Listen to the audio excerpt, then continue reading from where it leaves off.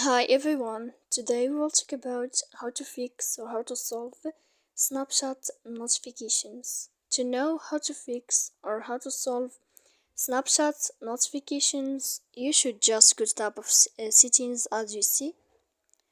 After that, in this page, you will enter to apps, default apps, app settings. When you'll find this list, you will enter to this window of Snapchat and you will enter. When you'll find this page of app info, you will click force stop, then you will click OK. After that, we click storage. Here in this page, you will enter to clear cache. When you will end this, you can turn off your Wi-Fi. So please don't forget to support us by like and subscribe. See you next time in another video, and thank you for watching.